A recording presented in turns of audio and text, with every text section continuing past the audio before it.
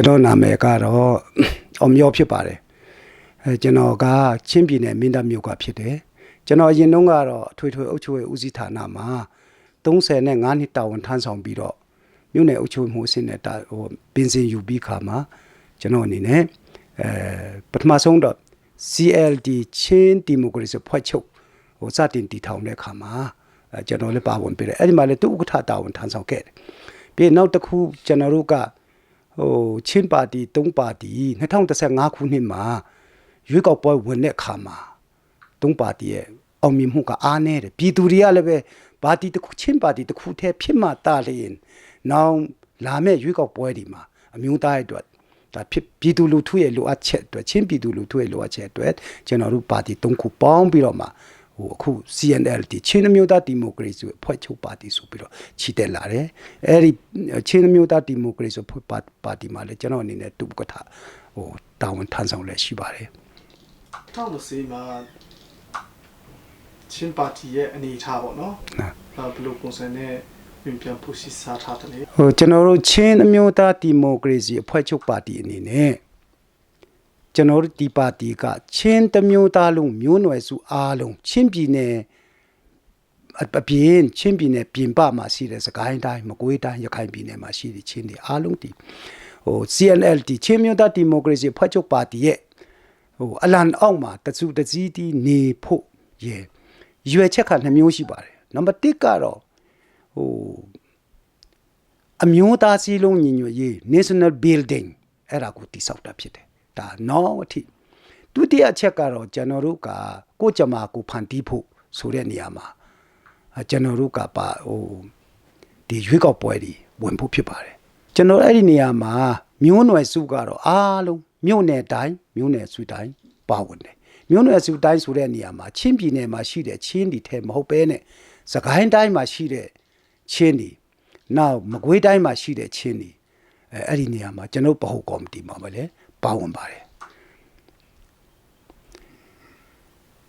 ဒီ2020ရွေးကောက်ပွဲနဲ့ပတ်သက်လို့ကတော့ကျွန်တော်ချင်းအမျိုးသားဒီမိုကရေစီအဖွဲ့ချုပ်အနေနဲ့နေရာပေါင်း60ကျော်မှာကျွန်တော်တို့ကရွေးကောက်ပွဲဝင်မှာဖြစ်တယ်အဲ့ဒီလိုရွေးကောက်ပွဲဝင်တဲ့နေရာမှာလည်းပဲကျွန်တော်တို့ရဲ့မျှော်မှန်းတဲ့အတိုင်းအထူးသဖြင့်ချင်းပြည်နယ်မှာကျွန်တော်တို့ကချင်းပြည်နယ်မှာကိုကြမာကိုဖန်တီးဖို့ Federal Democracy တိဆောက်ဖို့ဆိုတာကကျွန်တော်တို့ကတိုင်းရင်းသားတွေကတိုင်းရင်းသားပါတီအတီးတီးမှအနိုင်ရမှတားလျင်ကျွန်တော်တို့မျှော်မှန်းထားတဲ့ Federal Democracy ပြည်ထောင်စုတိဆောက်နိုင်မယ်ဆိုတဲ့ဟာကိုကျွန်တော်တို့ချင်းအမျိုးသားဒီမိုကရေစီဖွဲ့ချုပ်ရဲ့ရည်မှန်းချက်ဗန်းတိုင်တစ်ခုဖြစ်ပြီးတော့မှရွေးကောက်ပွဲလည်းအဲ့ဒီတိုင်းဝင်ပြီးတော့ကျွန်တော်တို့ရဲ့အောင်မြင်မှုရရှိဖို့ရန်အခုလည်းပဲစူးစမ်းပြီးတော့လှုပ်ဆောင်နေခြင်းဖြစ်ပါတယ်2020ရွေးကောက်ပွဲအခြေအနေရောလည်းတုံးတက်ပြပါဦး2020ရွေးကောက်ပွဲအခြေအနေကကျွန်တော်တို့ကချင်းပြည်နယ်9မြို့နယ်မှာကျွန်တော်တို့ကအားလုံးပြည်ပေါ့နော်ကျွန်တော်တို့ကပေါ့ကျွန်တော်ရှင်းပြိုင်မှာဖြစ်တယ်ပြီးရင်မကွေးတိုင်းမှာရေးရချင်းရဝန်ကြီးနဲ့တချို့လွှတ်တော်ရဲ့တိုင်းအဆင့်လွှတ်တော်ရဲ့ဒါတွေဝင်ဖို့ရှိပါတယ်အဲ့ဒီမှာကျွန်တော်တို့ကတော့အထူးတစ်ဖြစ်ကျွန်တော်တို့ချင်းပြည်နယ်မှာကျွန်တော်တို့က85ရာခိုင်နှုန်းလောက်နိုင်တယ်ဆိုရင်ကျွန်တော်တို့ကလွှတ်တော်ကိုလွှမ်းမိုးနိုင်တဲ့အခြေအနေမျိုးဖြစ်ပါတယ်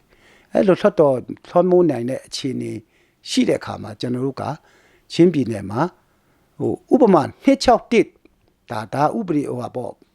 2008ဥပဒေမပြင်နိုင်ရင်တောင်မှကျွန်တော်လွှတ်တော်မှာကျွန်တော်တို့ကလွှမ်းမိုးပြီးတော့မှဘယ်ဝန်ကြီးချုပ်ပဲတက်လာကျွန်တော်တို့က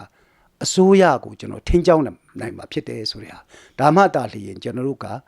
ကိုကြမာကိုဖန်တီးဖို့ရအတွက်ချင်းလူမျိုးတွေဘယ်အစိုးရပဲတက်လာကျွန်တော်တို့အစိုးရကိုထိန်းကျောင်းနိုင်မှာဖြစ်တယ်ဆိုတဲ့ဟာကိုကျွန်တော်တို့ယုံကြည်ချက်ဖြစ်တယ်ကျွန်တော်တို့3ပါတီပေါ့သဘောတူညီချက်စာချုပ်ကတော့2018စက်တင်ဘာလ29ရက်နေ့မှာကျွန်တော်တို့ကသဘောတူပြီးတော့မှသူကလက်မှတ်ရေးထိုးခဲ့ကြတယ်ဒါပေမဲ့ကျွန်တော်တို့ကအဲ့ဒီဥစ္စာကိုခွင့်ပြုချက်ရရှိရေးအတွက်ဗဟိုကော်မရှင်ကိုတင်တဲ့အခါမှာတစ်နှစ်လောက်ကြာပြီးတော့မှ2019ခုနှစ်ဇူလိုင်လ 17ရက်မှာပဲကျွန်တော်ခွင့်ပြုချက်ရခဲ့ပါတယ်အဲ့လိုခွင့်ပြုချက်ရပြီးတဲ့နောက်ပိုင်းမှာကျွန်တော်တို့က3ပါတီထဲက73ဦးနဲ့ဗဟိုကော်မတီကိုဖွဲ့စည်းခဲ့ပါတယ်ဟိုကျွန်တော်တို့ကလက်ရှိရွေးကောက်ပွဲလည်းနေတဲ့အတွက်ကျွန်တော်တို့ရဲ့အဲ့ဒီမှာမူဝါဒစီမင်းအရာဆိုရင်ရွေးကောက်ပွဲအလွန်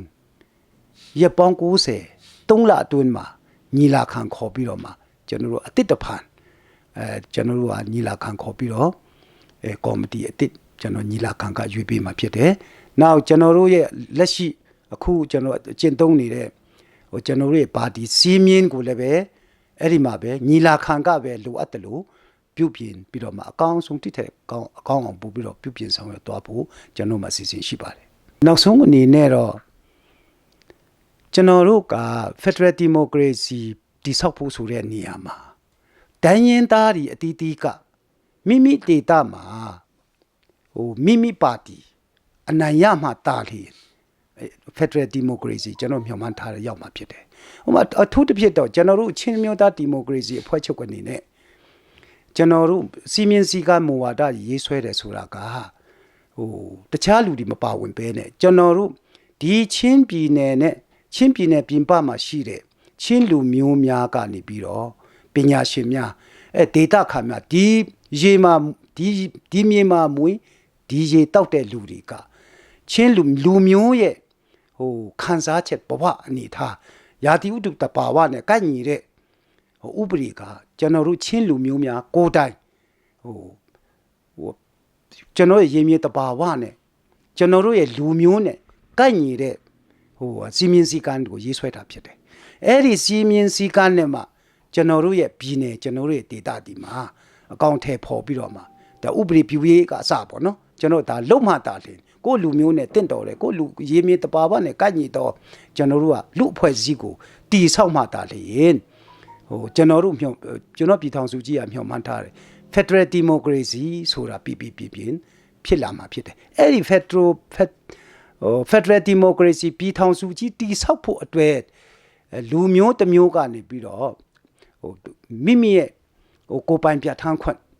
မိရေမြေတဘာဝနဲ့ကန့်ညီတဲ့ဟာလူအဖွဲ့အစည်းကိုတီဆောက်မှတာလေနိုင်ငံတော်ကြီးကရည်မှန်းထားတဲ့ Federal Democracy ပြည်ထောင်စုကြီးကိုတီဆောက်နိုင်မှာဖြစ်တဲ့ဟာဆိုတာကိုကျွန်တော်အနေနဲ့နောက်ဆုံးပြောကြားလိုခြင်းဖြစ်တယ်အထူးပဲကျေးဇူးတင်ပါတယ်